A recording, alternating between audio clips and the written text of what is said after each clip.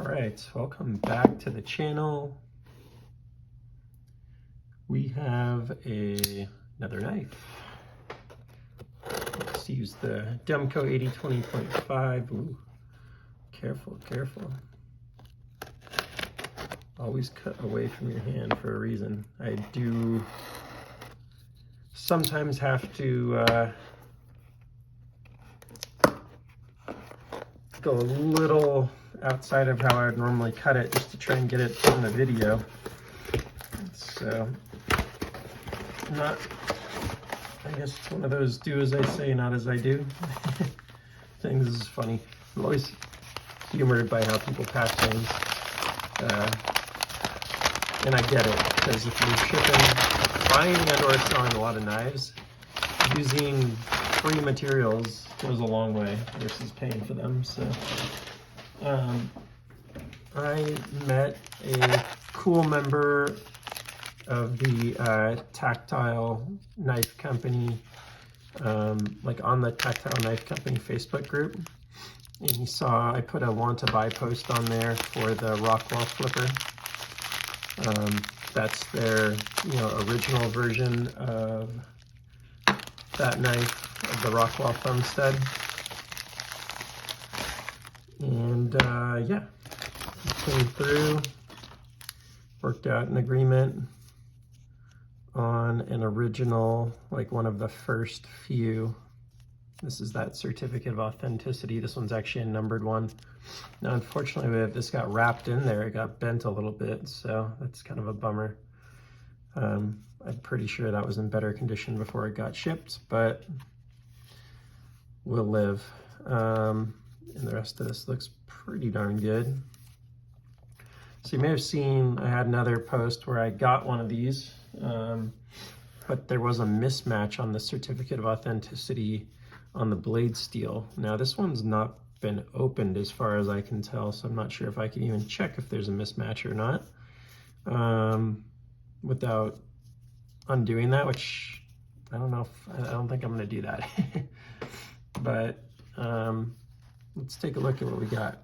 So the cool thing about these early on flippers is they ship them in these magnetic boxes. You can see the magnets in the corners. Very cool, like fidgety box there. And this one is advertised as new, unused. I think that's a little different, by the way.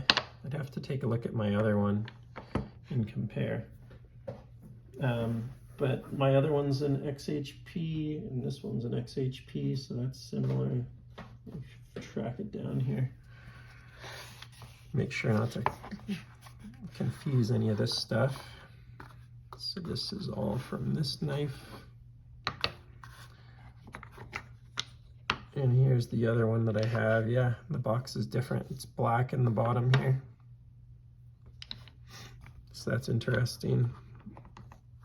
You can see the difference here.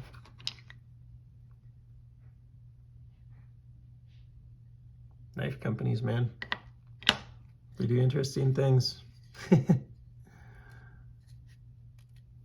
one's got a little, looks like a little fuzz gut sort of glued up the side here.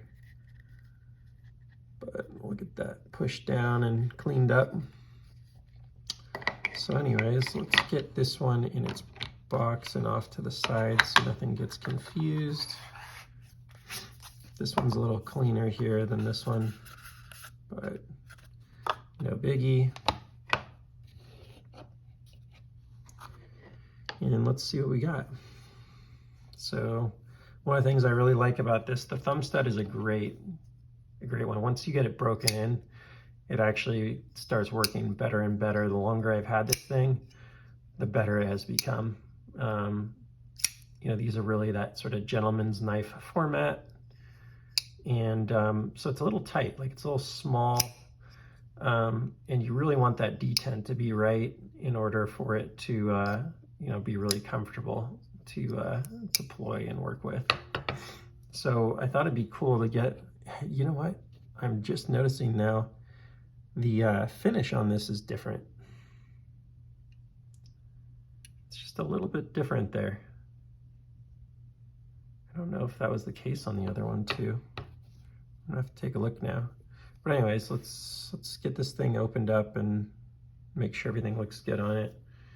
So just get a quick close-up of the outer. Oh, that is really cool. Number 194 there, which matches the cert. So I don't know how many, the first few hundred or whatever were numbered. The other one I have here is not numbered. And that's an XHP. So I think they started with XHP and then they went to 20 CV on the flipper. And it's just perfect. Let's see if it's centered.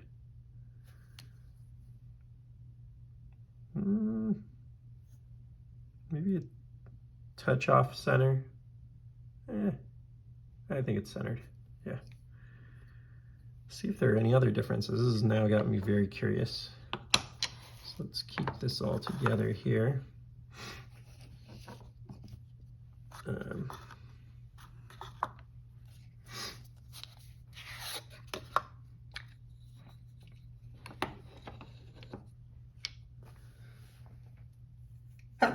Excuse me.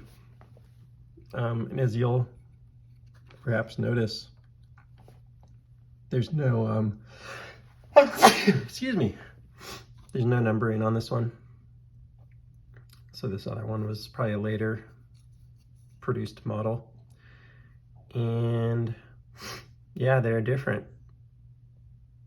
So that's really cool. This one had light use, and it's actually even more broken in. It's like a little easier to deploy.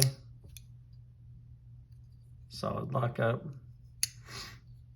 But yeah, that's really interesting to see that they actually had an early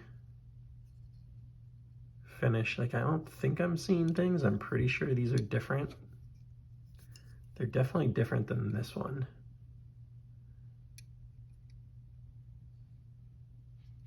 Am I crazy? I'm about to put my own eyes on it. I don't know if I can tell through the camera. Yeah, no, it's definitely different. This is a different finish. They're both good in their own way. Same, that's interesting. I think I noticed that before. These early ones had a two-sided pivot hardware, and then the more recent versions have the flattened corner, so you only have to have one tool to open it.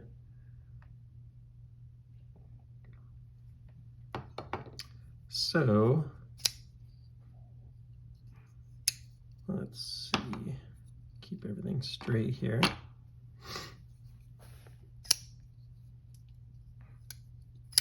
Yeah, even in the few flips that I've done so far, this is loosening it up super nicely. Feels great. No play.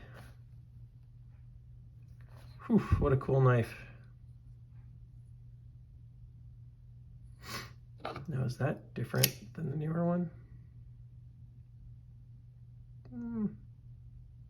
Slightly different blade shape. Like at the swedge, I think, is different. And yeah, then back here is different. Is the grind different?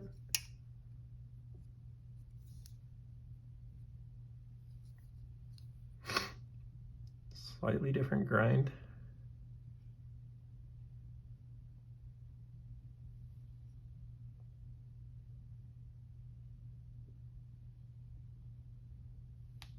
Interesting. They used to say tactile on both sides. Now it's tactile on MagnaCut. I think they definitely evolved in the right direction with this. I think it's a better all-around knife, you know, given the blade materials and everything, but the deployment of this one is a real sweetheart. It's just a lot less effort both ways. It's actually, I think, even a little easier on the lock too, the way it's carved out here, versus this is one of the criticisms of this knife for a lot of reviewers is this is a pretty weird carve out. That gives you very minimal access. There's really no additional carve, like almost none at least, to get across to the lock, which ends up making it feel kind of pokey on your hand. I feel it less here. I think this is a little better. So yeah, excited to have that one with the numbering. For the Tactile Knife Company fans out there, these are hard to come by. This is definitely, they're probably watching this going, ooh, I would like that knife. I know, I'm looking at it knowing I like it. So let's put it away safely. So I think what I'm kind of thinking is going to come together here is this is the numbered version. This will be my like little safe queen. And then this is one I could actually, since it's already been carried a little bit, you know, potentially use as a carry knife. But also knowing that it's pretty special and rare because they're not making it anymore.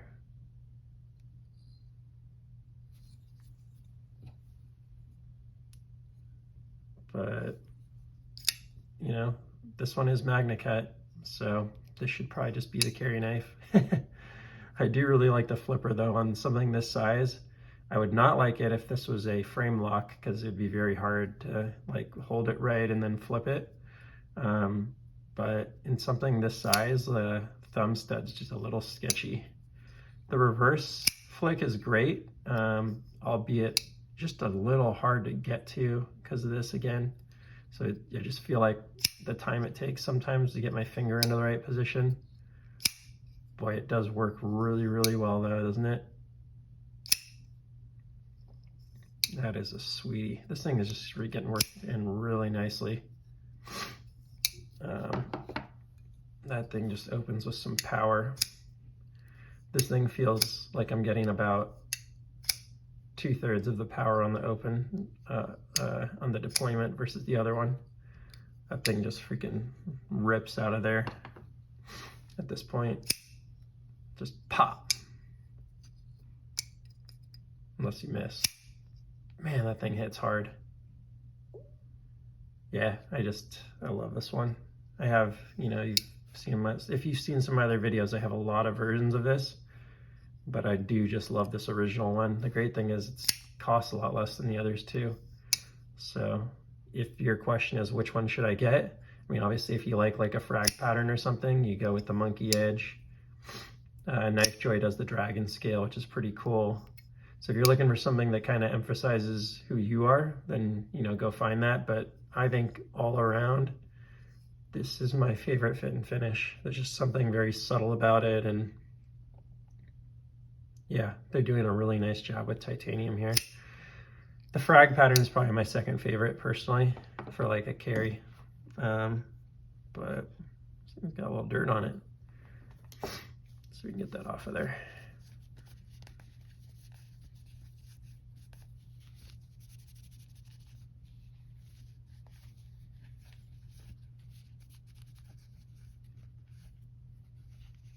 It's funny, I'm always like hesitant to use these out of the packages, and luckily someone just, I think like on a Demco, wrapped it in this Civivi rag when they shipped it to me. And I just have had the opportunity to like really use this, and it's just way better than like a cotton rag. So it's nice to have one of these that's actually a user.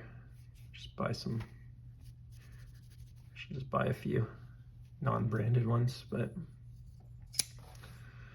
yeah, excited to have this. This really expands the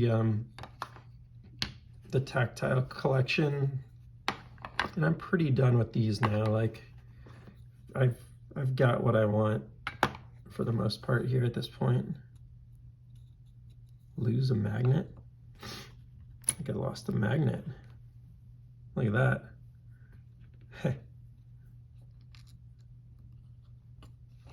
That's funny. I have to glue that in there. It's like, this thing's not getting the purchase it was before. Now the other one came out. What the heck? That is so weird. Well, I'll do a little bit of gluing on that. yeah. Number 194 in the house. Excited to have it. Thanks for stopping by. Please like, subscribe, and I will see you on the next one. Take care.